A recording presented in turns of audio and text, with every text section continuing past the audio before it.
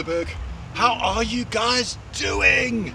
So happy to see your smiling faces back here again. Welcome back to another episode of Monday 101. And in today's episode, thanks to the fantastic guys at NavWorld in Johannesburg, I've got a great little toy to show you. This is the Mavic Air. And as far as I'm concerned, the Air was conceived after a night of partying between the Mavic Pro and the DJI Spark. It has the best features from each of its parents, resulting in a stunning little drone that not only looks fantastic, but will also be the go-to drone for many years to come. Now, the Air inherits many aspects from the Mavic, including the signature hinged arm designs.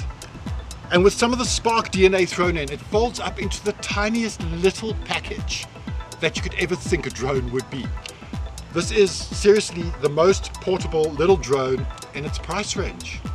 The Air sports a 4K camera capable of shooting UHD video, 12 megapixel stills. In addition to the same 1.23 CMOS image sensor as the Mavic, it has a redesigned gimbal for stabilization, and it works fantastically well. In the air, this is a stunning drone to fly. It is quick as lightning and so nimble. It's also impressively stable for a drone of its size. Most drones this small generally can't maintain a stationary hover very well. The Air, however, will stop dead in its tracks when you let go of those joysticks, and it uses a whole whack of sensors and positioning systems to keep it exactly where you want it, even in very windy conditions.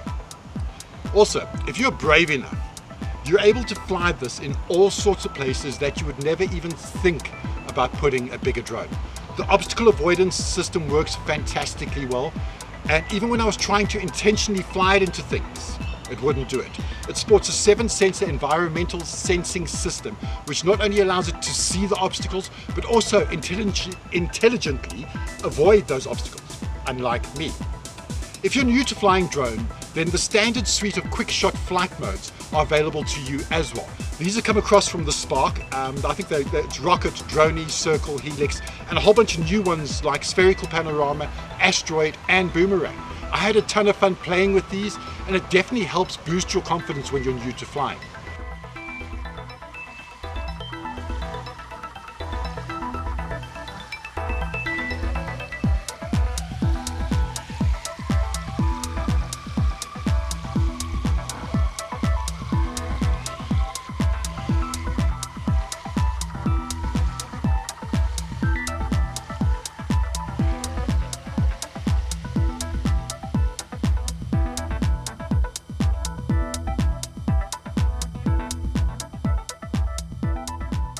You also get DJI's new and improved Active Track software, as well as its next generation gesture mode, both of which are faster and way more responsive than they were before.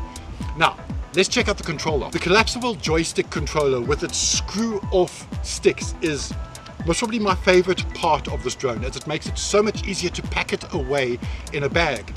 Just screw these off, and they've got this beautiful little spot down here.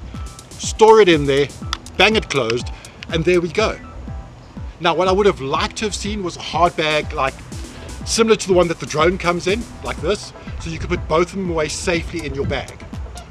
Maybe something for DJI to think about for next time. Now, if you're considering getting this drone, I would highly recommend that you pick up at least an extra 2 batteries, as I only managed to get between 15 to 18 minutes of flight time out of one battery, and charge time sits about 50 minutes, which is not dramatic, but it does mean you're out of the air for 50 minutes. And when you're flying, you want to fly. So maybe pick up the Fly More combo, otherwise look at getting yourself those extra batteries. Now, both the Mavic Pro and the Air have got the same sensor, like I said a little bit earlier. However, it's the Air's ISO range is slightly lower than that of the Pro, meaning that it won't perform quite as well in low light as its big brother. I'm being hunted by ducks.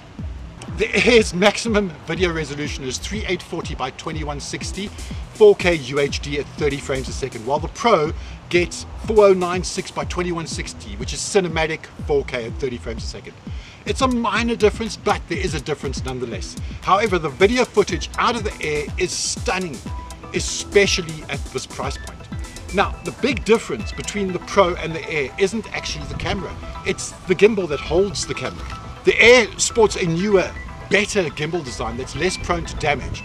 The new gimbal also gives the camera a slightly wider range of motion from left to right, up and down. And it's worth mentioning, however, that both Mavics still suffer slightly from touchy gimbal controls. So you'll need to film in cinematic mode if you're after that really smooth panning and tilting. So, should you buy one? At $799 or around 14,000 Rand here in South Africa, without a doubt. In fact, what are you still doing watching this video? Go and get one right now. I promise you will not be sorry. I will be adding one of these to my camera bag as soon as I can afford one, but in the meantime, I suppose I should take this one back to the awesome guys at NavWorld. Richard, I'm sorry dude, it's like 4 days late. I promise I'm coming now, I'm coming now. Hold on a second. If you're considering buying one of these, you can check out the link to NavWorld in the description below. Give them a shout and tell them that I sent you and that they better look after you. If you enjoyed watching this video, please consider hitting that subscribe button, turning on notifications. I would love to hear your thoughts as well on this drone or on any drones or what you want me to review next.